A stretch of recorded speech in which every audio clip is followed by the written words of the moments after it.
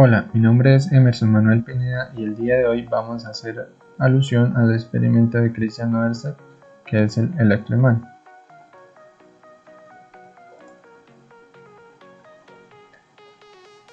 El electroimán se usa en la actualidad en muchos de los objetos cotidianos.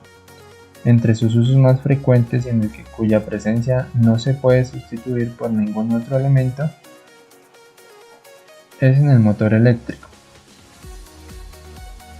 Y también se utiliza para levantar grandes pesos de metales como en los deshuesaderos o en los depósitos de metales muy pesados.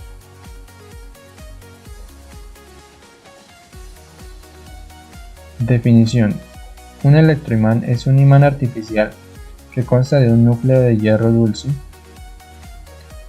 Puede definirse como hierro dulce en el estado más puro en el que se puede encontrar, y también está rodeado por una bobina que es un cable enrollado y por lo que pasa una corriente eléctrica.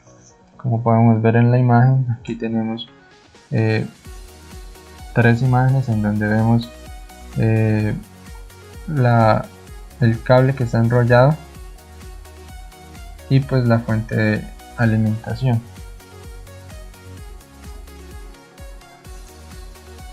Bueno, su descubrimiento fue por Christian Noersek, pero el señor William Sturgeon descubrió que al hacer circular una corriente eléctrica por un conductor o un cable enrollado, este atraía los objetos metálicos. Se convertía en un imán, con una fuerza de atracción que, con la intensidad de la corriente adecuada, era capaz de levantar con mayor frecuencia su propio peso. Este señor fue el que descubrió el primer electroimán. Para poder abordar este experimento, entonces vamos a trabajar en una plataforma desarrollada como la que estamos viendo, en donde tenemos un electroimán, el cual está formado por un solenoide y una fuente de alimentación. En la parte derecha tenemos las fuentes de alimentación, que es corriente continua y corriente alterna. Podemos también observar el campo, el medidor de campo magnético, que es una brújula que nos muestra la dirección del campo, y podemos ver también cómo circulan los electrones. También podemos aumentar los cables del solenoide.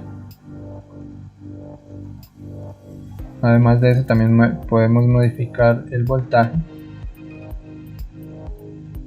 dependiendo de cuánto queramos usar. Bueno, entonces, como ya habíamos dicho, un electroimán es un tipo de imán en el que el campo magnético se produce pues debido al flujo de la corriente eléctrica que se presenta. Entonces, lo primero que vamos a analizar es el movimiento interno de los electrones. Entonces vamos a poner la brújula y vamos a hacer circular los electrones. Entonces vamos a ver qué relación tiene el voltaje con el movimiento de ellos. Con 0 voltios podemos ver que los electrones están completamente quietos. Bueno, esta parte de color significa que está polarizado, entonces esta parte de color es el sentido positivo, esta parte de color gris es el sentido negativo. Vamos a aumentar el voltaje a ver qué pasa con los electrones. A 1. Con 1 voltio podemos ver que los electrones se mueven e identificamos que van saliendo de la parte negativa y circulan hacia la parte positiva. Con 4 voltios podemos ver que el flujo, el movimiento de los electrones es mucho mayor, pero en igual sentido de circulación, es decir, de la parte negativa a la parte positiva. Esto nos quiere decir que aumenta el flujo de carga a más voltaje de corriente. Ahora también analizaremos el cambio en la brújula. Entonces vemos que a 1 voltio la parte roja apunta hacia abajo, la parte blanca hacia arriba,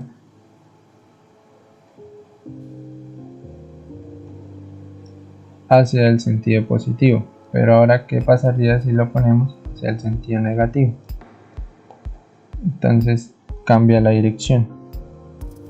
Este cambio en la brújula es por el cambio en la dirección pues del campo magnético.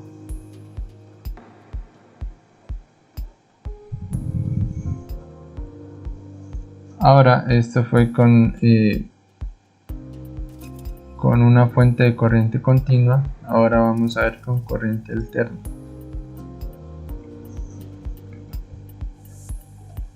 Entonces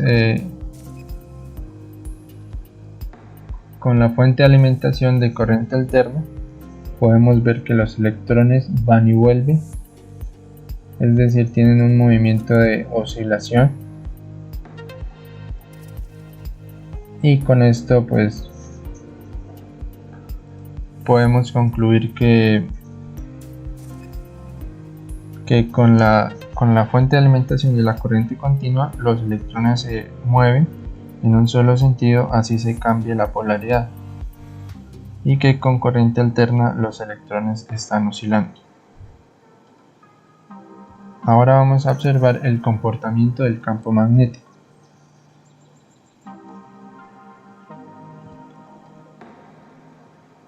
Entonces vamos a poner aquí el campo.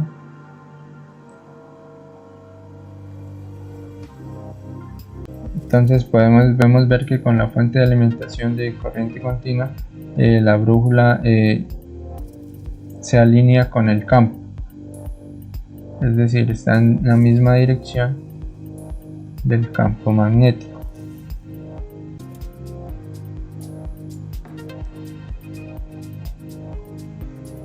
También podemos observar que este campo se genera pues porque nosotros ponemos una carga. Con 0 voltios no vamos a tener campo, pero si vamos aumentando, vamos generando de mayor intensidad. Podemos ver que se va iluminando mucho más. Más voltaje se ilumina más el campo.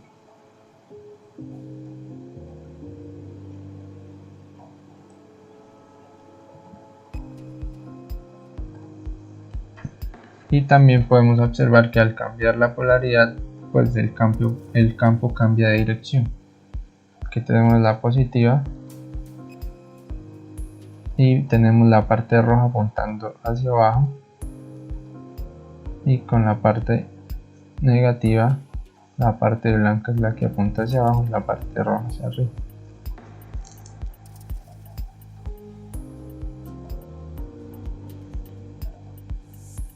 Y con la fuente de alimentación de corriente alterna, entonces podemos ver que cada vez que el electrón hace su movimiento de ir y volver, el campo está cambiando cada rato de sentido. Lo podemos ver aquí en la brújula y también en el campo. Está alternando.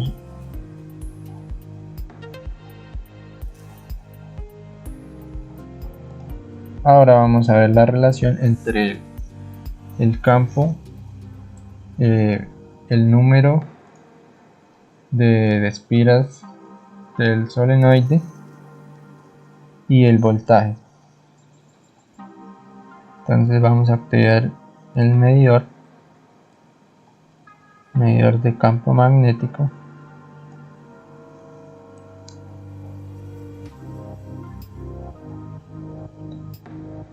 Este medidor de campo magnético se mide en Gauss. En este momento nos marca acá en este sector 4.48 Gauss. Vamos a buscar una cifra en 3.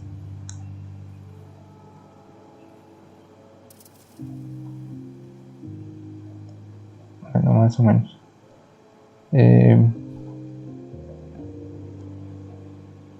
Y pues vamos a arrancar con nuestro voltaje en 0.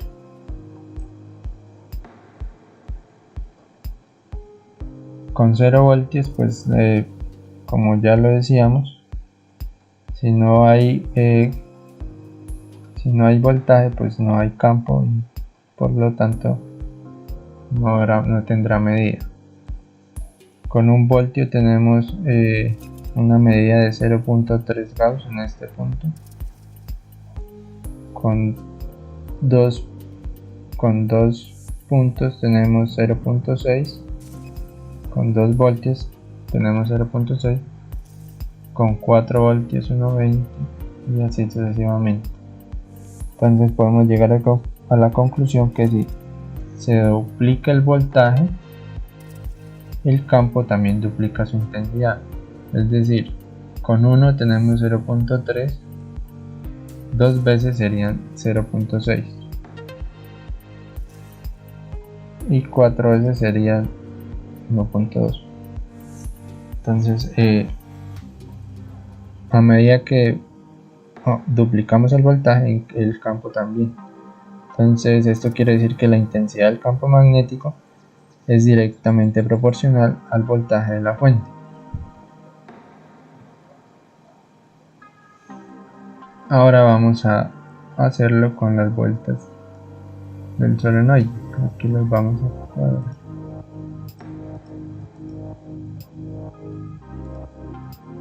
Con una vuelta vamos a ponerle voltaje. Tenemos 0.07 Gauss. Con 2 tenemos 0.15 y con 4 0.3. Entonces prácticamente también podemos concluir que la magnitud del campo magnético también es directamente proporcional a las vueltas del solenoide. Es decir, con 2 nos da 0.15 Gauss y con 4 0.3. Y pues a menores piras pues vamos a tener una menor intensidad de campo.